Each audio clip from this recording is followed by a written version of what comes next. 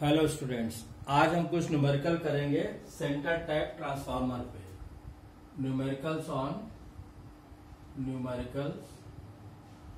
On centre tapped full wave rectifier. तो देखिए, इसके जो फॉर्मूले हैं और जो ऑपरेशन है, प्रिंसिपल वर्किंग ऑपरेशन है, वो सब मैं अपनी प्रीवियस वीडियो में एक्सप्लेन कर चुका हूं। तो जिन भी स्टूडेंट्स ने मेरी प्रीवियस वीडियो को देखा होगा, उससे स्टडी किया होगा, तो उनको ये न्यूमेरिकल्स करने में कोई प्रॉब्लम नहीं आनी चाहिए। ठीक है।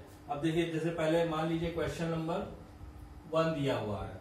इसमें क्या दिया है, चाहे तो आप नोट डाउन कर सकते हैं। For a full wave rectifier circuit with centre tap transformer, find the average RMS and peak values of currents through the diode. यानी हमें आई एवरेज, आई आरएमएस और आई पीक ये वैल्यू निकालनी है। ठीक है। और क्या गिवन है, if the voltage across half of secondary is 15 sine 340, यानी VI दिया हुआ है 15 साइन 314 t। ठीक। और also calculate the PIV of diode, और हमें PIV भी निकालना है डायोड का। ठीक है। लोड रेजिस्टेंस कितना गिवन है, RL इज गिवन है 1 किलो ओम। ठीक है। एंड अज्यूम, ये भी दिया हुआ है कि अज्यूम आइडियल डायोड्स। इसका मतलब क्या हुआ कि डायोड का कोई भी फॉरवर्ड रेजिस्टेंस नहीं है, इसको हम इन्होंने अज्यूम किया हुआ है। अब देखिए, इसमें कैसे करेंगे, पहले हम IDC निकालेंगे। तो हमें मालूम है कि IDC या इसी को बोलते हैं आई एवरेज, ये कितना होता है IM अपॉन पाई, ये फॉर्मूला हमें पता है। और वेयर IM कितना होता है, IM होता है V अपॉन RL। ठीक है, VM अपॉन RL। तो VM कितना दिया हुआ है, VM दिया हुआ है 15 और RL दिया हुआ है 1 किलो ओम या 1, ऐसे आप ओम में कर लीजिए।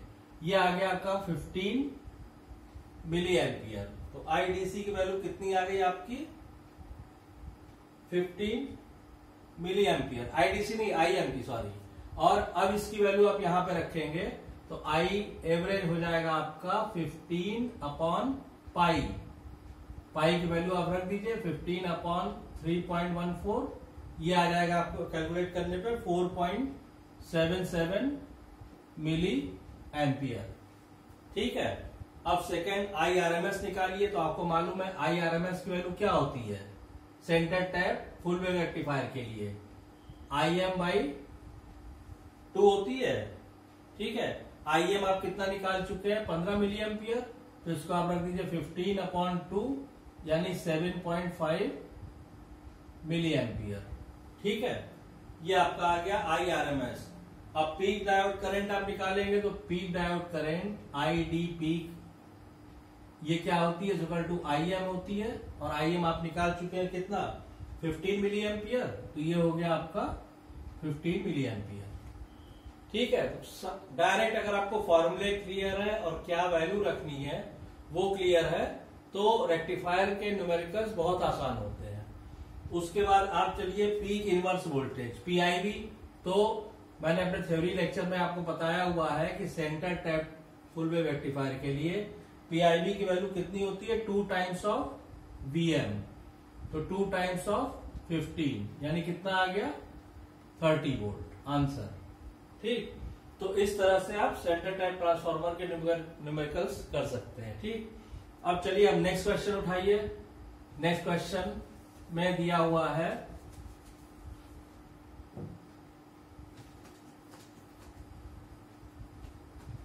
देखिए नेक्स्ट क्वेश्चन में गिवन है आपका, for a centre tap transformer full wave rectifier the turn ratio of the transformer between primary and half the secondary is 4:1, यानी N1 रेशियो N2 दिया हुआ है 4:1। ठीक है। The resistance of each half of the secondary is 2 ohm. यानी R2 कितना दिया हुआ है 2 ohm, clear. And the forward resistance of each diode is RF दिया हुआ है 1 ओम, ठीक है। अब हमें कैलकुलेट क्या करना है, हमें कैलकुलेट करना है एवरेज लोड करंट, ठीक है, एवरेज लोड करंट, फिर एवरेज लोड वोल्टेज, ये चीजें हमें कैलकुलेट करनी है। और average load voltage at no load और average load voltage at full load, ठीक। चौथा हमें कैलकुलेट करना है percentage load regulation, percentage load regulation, ठीक। और फिफ्थ हमें कैलकुलेट करना है रेक्टिफिकेशन की एफिशिएंसी, रेक्टिफायर की रेक्टिफिकेशन एफिशिएंसी, ठीक है। ये 5 चीजें हमें कैलकुलेट करनी है एक सेंटर टैप ट्रांसफार्मर के लिए, जिसका टर्न रेशियो दिया हुआ है N1 रेशियो N2 इज 4:1। तो इसको हम स्टेप बाय स्टेप कैलकुलेट करेंगे। तो सबसे पहले आप क्या कैलकुलेट करेंगे, आप कैलकुलेट करेंगे आई एवरेज, ठीक है ना।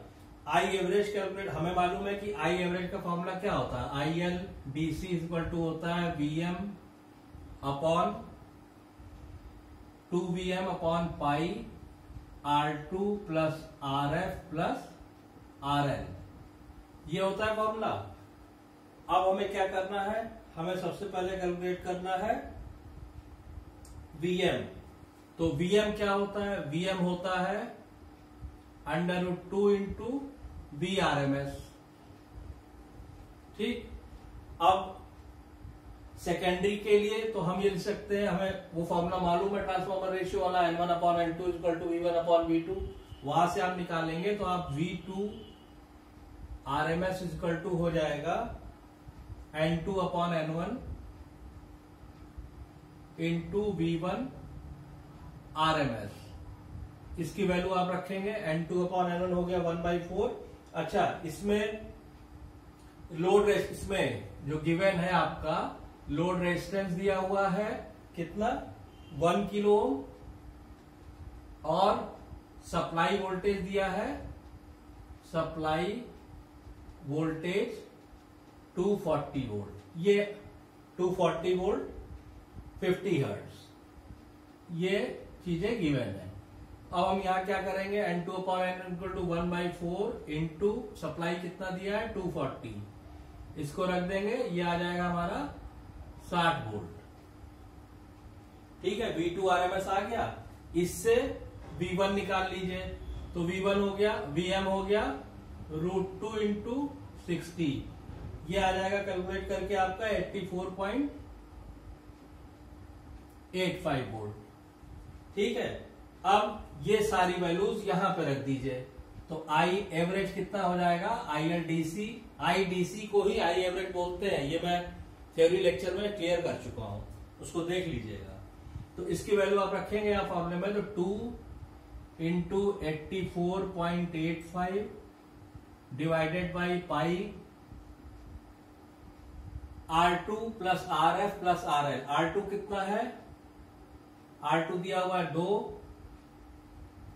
RF दिया हुआ है 1, RL दिया हुआ है 1000 ओम में हम बात करेंगे तो, ठीक है। तो जब आप इसको कैलकुलेट करके वैल्यू निकालेंगे तो ये वैल्यू आ जाएगी आपकी 53.86 मिली एम्पियर, ठीक है। ये हो गया आपका आई एवरेज। अब average load voltage at no load, तो V at no load equal to हो जाएगा 2VM अपॉन पाई, ठीक है। तो ये हो गया आपका 2 इंटू 84.85 डिवाइडेड बाई 3.14, ये आपका आ जाएगा 54.02, ठीक है, वोल्ट। अब average load voltage at full load, तो फुल लोड पे निकालना होगा, इसको इरेज कर देते हैं, ठीक है।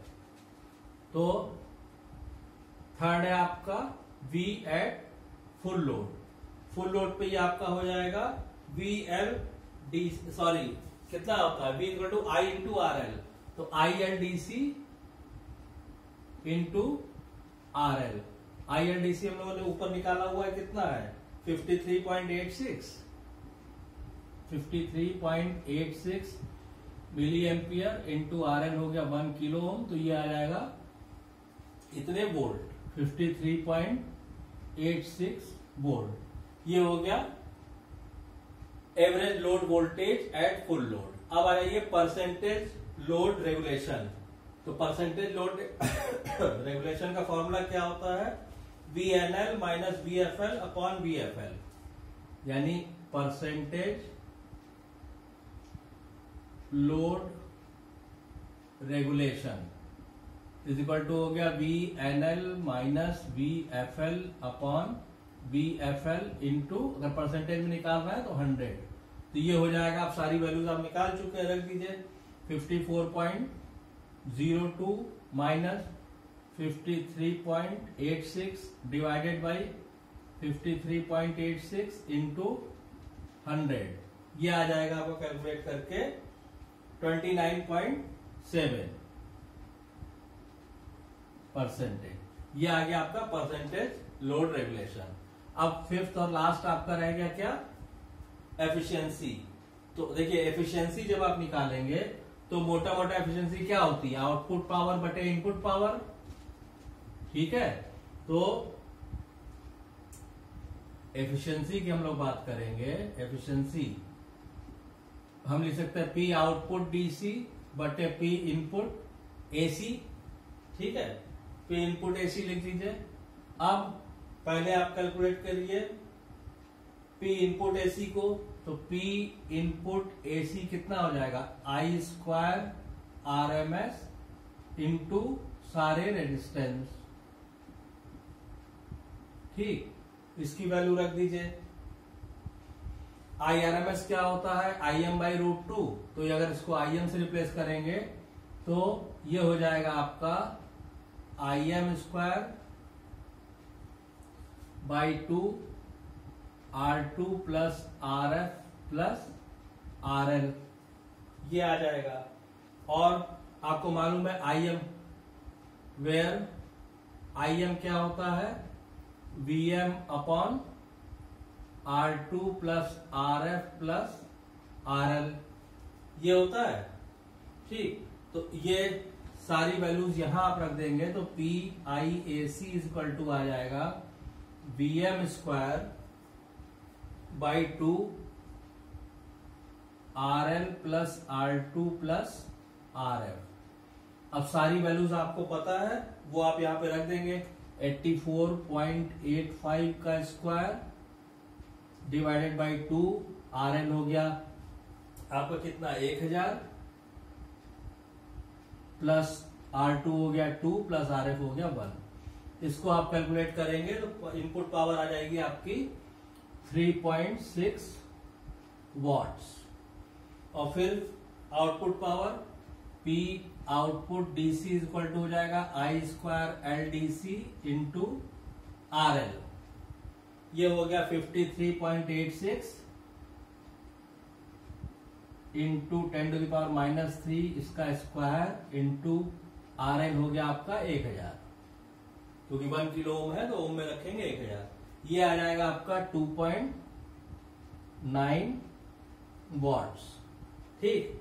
अब एफिशिएंसी आप कैलकुलेट करेंगे यहां से, तो कितना आ जाएगा, P आउटपुट कितना है 2.9 डिवाइडेड बाई 3.6, ये एफिशिएंसी आपकी आ जाएगी 0.8056, ये हो जाएगा 0.8056 और परसेंटेज एफिशिएंसी आपकी आ जाएगी, इसको 100 से मल्टीप्लाई कर देंगे इंटू 100, ये हो गया आपका 80.56%। ये आ गया आपका आंसर। तो इस तरह से centre tap full wave rectifier के न्यूमेरिकल्स आप करेंगे तो आपको अपने आप प्रैक्टिस हो जाएगी। इसमें अगर आपको फॉर्मूले क्लियर हैं और फॉर्मूलों में क्या वैल्यू रखनी है, अगर वो क्लियर है तो आपको सेंटर टैप के क्वेश्चंस में प्रॉब्लम नहीं आएगी। चलिए इसके बाद एक क्वेश्चन और कर लेते हैं, ठीक है। इसमें क्या दिया हुआ है आपका सेंटर टैप ट्रांसफार्मर के लिए।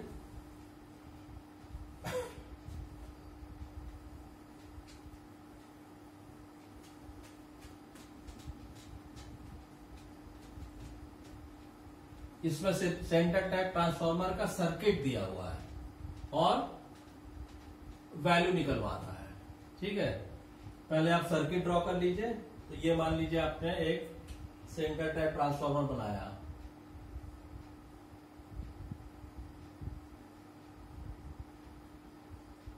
ठीक है।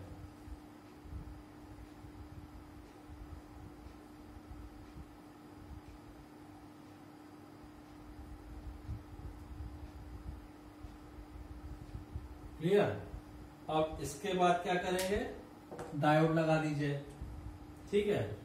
ये हो गया आपका एक डायोड, ये हो गया दूसरा, और इन दोनों के कॉमन पॉइंट से ये हमने ले लिया लोड रेजिस्टेंस RL, जहां पे हमको आउटपुट लेना है। अब वैल्यूज क्या दिए हुए, RL दिया हुआ 100 ओम, ठीक है। सप्लाई दी हुई है AC सप्लाई 230 वोल्ट, ठीक। टर्न रेशियो दिया हुआ है, वो दिया हुआ है 5:1। अब देख के ही पता चलता है स्टेप डाउन ट्रांसफार्मर है। इसमें आपको निकालना क्या है, DC आउटपुट वोल्टेज, यानी आपको VDC PIV और एफिशिएंसी, ये तीन चीज निकालनी है, ठीक है। अब इसको क्या करेंगे, सबसे पहले आप क्या कीजिए, सबसे पहले आप डीसी आउटपुट वोल्टेज निकालिए। तो डीसी आउटपुट वोल्टेज कैसे निकलेगा, सबसे पहले आप Vrms निकालिए, ठीक है। Vrms क्या हो जाएगा, V1 into N2 upon N1, यानी ये हो गया V1 कितना है 230 इंटू 1/5, ठीक है। तो ये आ गया आपका 5 चौक 20 और 5 46 वोल्ट, 46 वोल्ट आया, ठीक है। अब क्या करेंगे, half of the secondary voltage, भाई ये जो 46 आया ये तो पूरा आया ना, इसका हाफ। भाई सेंटर टैपिंग कहां पे होती है, सेंटर टैपिंग हाफ पे होती है। तो Vs यानी सेकेंडरी वोल्टेज कितना हो जाएगा, जो हमने V2 निकाला है V2/2 यानी 46/2 इक्वल टू 23 वोल्ट। ये आ गया, ये जो आपने V2 निकाला है, ठीक है।